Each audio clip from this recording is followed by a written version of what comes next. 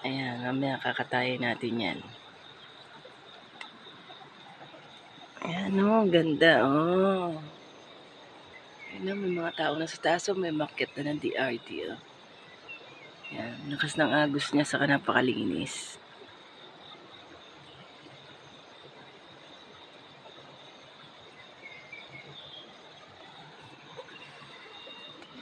Magkalmusal muna tayo.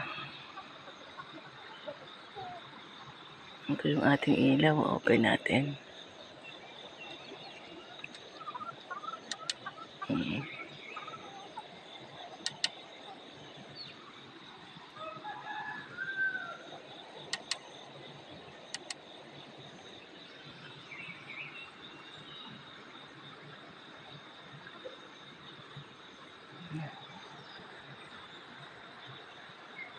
Malapit tayo sa tindahan sa taas, kaya maganda siya.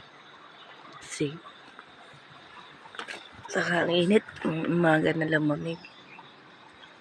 Lalo na sa loob ng bahay.